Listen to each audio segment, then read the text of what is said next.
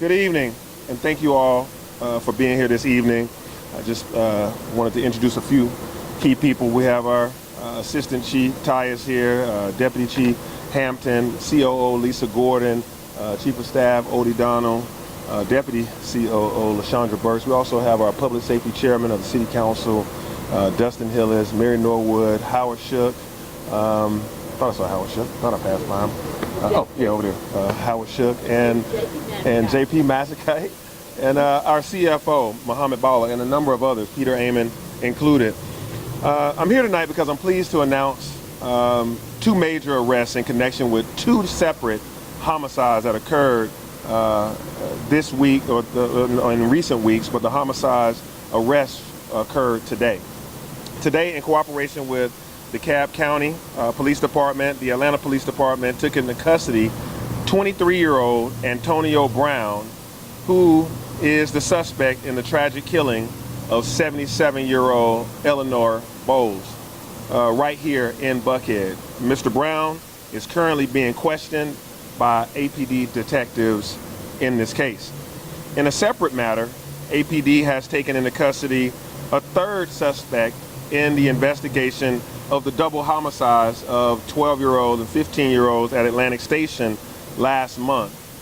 This suspect is a 16-year-old juvenile out of Clayton County. And so as our community continues to process these atrocious crimes, I also want our residents to know that these violent criminals are being apprehended and will be brought to justice.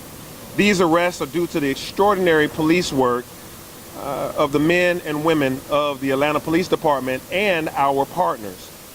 They're also made possible by extensive cooperation and support of the community, who has given us a lot of support and has answered our call in these vital investigations. In the case of Mr. Brown today, we put out a call to the public just yesterday, Chief Hampton and others, asking for help identifying the person of interest in a camera footage. Today, a resident spotted Mr. Brown and contacted the Atlanta Police Department, who were able to make an arrest. This arrest occurred in less than 24 hours from when we put out the information regarding this person of interest. As I've said time and time again, Atlanta is a group project. And when we have horrific, horrible incidents like this, it is important for us to come together and to act. And so what I said after the heartbreaking shooting of those young people at Atlantic Station a month ago holds just as true today when a senior citizen is killed. When something like this happens, the entire village is impacted and the entire village is called upon to support. And regardless if you live on the north side of town, the south side, the east, or the west, regardless of your economic station, APD and this administration will exhaust all our resources to bring violent criminals to justice and to make sure that we keep our city streets safe. The killing of Miss Bowles is understandably rocking our community. And my heart aches for these family members, of whom I've actually spoken to. I talked to her two sons, Michael Bowles as well as David McBride. Michael Bowles was commenting about how he was with his mother just a few weeks ago at Thanksgiving, and how she kept his two cats, he and his wife's cats, and that he was returning to see her and to see them. And her life is cut short in that process. And David McBride was talking about how she was a great grandmother to his two kids. And so when you have these conversations and connections with the community members, you understand the humanity that's involved. You also get a sense of how well connected they were and how they applauded the Atlanta Police Department. They applauded the detectives and the care for which they've given them, and the follow-up conversations and support that they received from this police department. And so I don't know what would drive someone to do such heinous acts, what would drive someone to make this decision to do something this horrible. It's beyond my comprehension, honestly. While our police is working very hard to answer that question by interviewing this suspect, you know that I share our community's outrage and our heartbreak. And so let me be very clear to those who would want to do harm in our community, who would want to perpetrate these crimes. If you pull a gun or pull out a knife in our city to hurt, harm, or kill someone, you will be arrested and sent to jail. We will use all of the tools of the Atlanta Police Department and our friends and our partners, every resource we have to bring to justice criminals that act in this violent way. The Atlanta Police Department continues to lead the nation in our efforts to close homicide investigations. We stand right now with one of the highest closure rates in the nation at 82%, and the national average is 54%. This should give you a good indication that if you hurt, harm, or kill someone in this city, you will be brought to justice by this Atlanta Police Department and our friends around this region. And so we also will continue to use the tools that we have in place, and these measures are working. While even one act of violent crime is unacceptable, it is important to know that crime is moving in the right direction by crime prevention measures that we have that are working.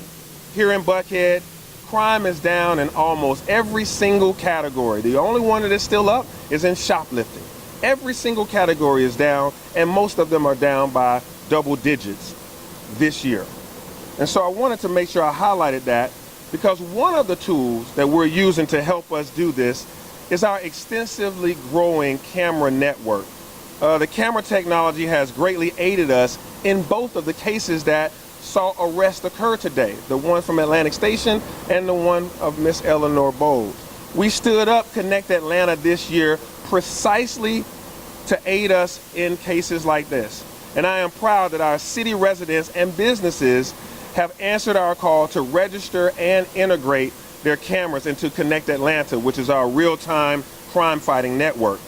As of today, we have 10,428 integrated cameras directly into our network, and another 6,564 cameras that are registered with us.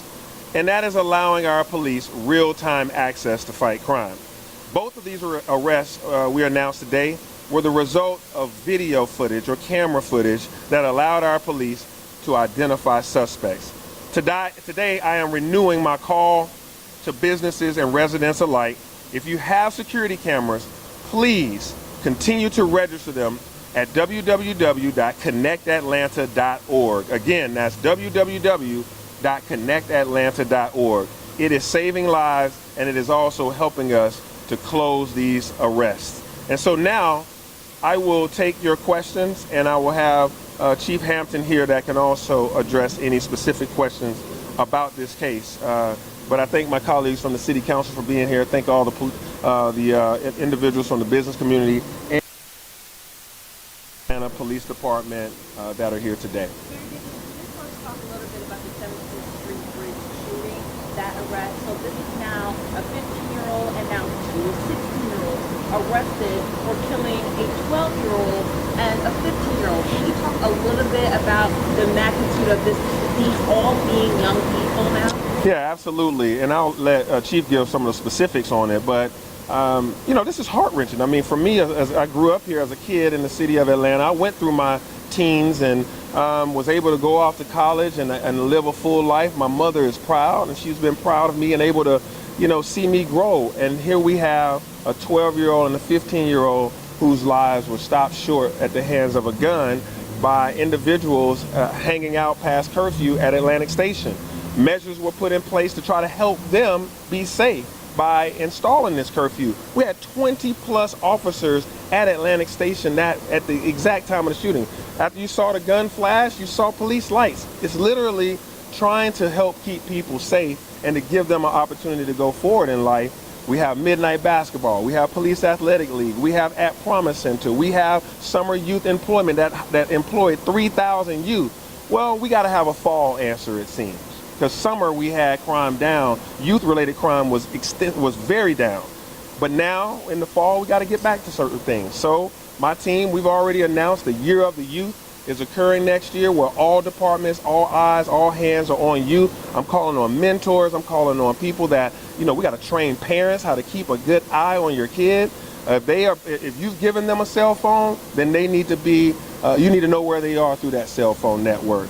To know, when I called those parents that night, I called most of those parents. I talked to the parents of 4 different children.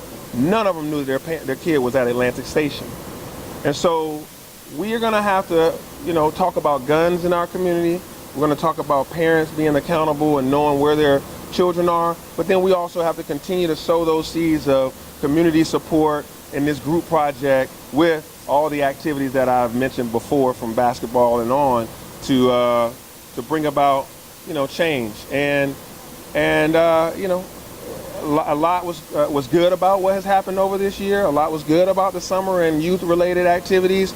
But then here we are. We come towards the end of this year, and some of these tragedies happen. So you want to talk about the proposed curfew? Yeah, I know we're talking about a curfew. I mean, if you think about the Atlantic Station incident, it happened around 7 p.m. So if we were to set a curfew at 7 p.m., what about kids that are coming from practice, going to recitals, going to ball games? I mean, how do you, one thing about me, I'm data driven, and I'm not going to be knee jerk, and I am going to also have a reflective mentality of who I was as a teen. Living in this very same city, I had lots of, my daughter works right down the street from here right now. She doesn't get off till 10 o'clock. So you would have so we'd have a lot of parameters around how a curfew will be installed and enforced. And so, but we're thoughtful about it, we're communicative about it, and we're trying to see what's next. Yes? Mayor, I don't know if this goes to you, the police department, or the district attorney's office. You've got a 15-year-old and 2 16-year-olds. Their ages, possibility of being tried as adults. Yeah, I mean, that's up to the DA and the judicial system. As you know, this police department has the charge of protecting and serving, and they do the arrest. They do the hard work of investigations. They do the hard work of making sure they have good communications and the camera networks, and making sure that all of the nuts and bolts of doing police work is done, and they're doing it to the fullest. After they are arrested, they are now in the hands of Fulton County in this city, or in DeKalb on the other side of this city.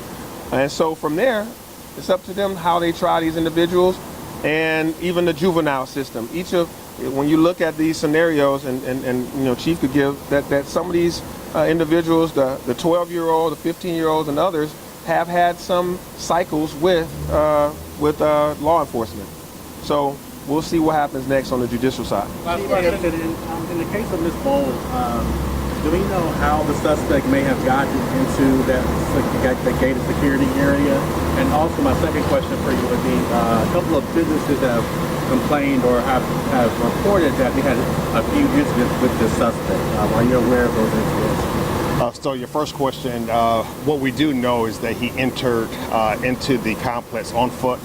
How he bypassed the security gate is still under investigation, so we're still combing through video to see how he really accessed those gates. And then the other question you asked about, yes, we are aware, but that's still under investigation as far as what the encounters that we had with him prior to this incident. Did he act alone, or did he look for Again, this is still a very active investigation. Right now, we think he played a significant role. I'm not ruling out if there's anyone else, but right now we have who we were looking for right now. I am happy that we made this arrest. Can you just talk to just one quick question? The 17th Street Bridge shooting, we talked last week about how you guys were able to find the 16-year-old in New York. Can you talk a little bit about this latest arrest, where this boy was found, and how you guys were able to find him? Again, Detective Shepard, as I stated before, it was going to make sure that we bring everyone who was responsible. So this latest arrest was a 6-year-old child, as the mayor alluded to, lived in Clayton County, party to a crime for murder, aggravated assault, as well as the gang charge. So again, we're not done. We're still investigating, and again, we will hold anyone responsible for the death of the 2 juveniles. Are you saying these are gang related? Again, they were charged with the gang statute. And again, as far as you know, I always say I won't try a lot of this information in public. We have to respect the process, and I don't want to share a whole lot, but again, they were charged with the game statute. Anything Thank you very much. Thank you. Mayor, can I ask you one more question, sir? Thank you. Mayor Dickens, can I ask you a question? You already did.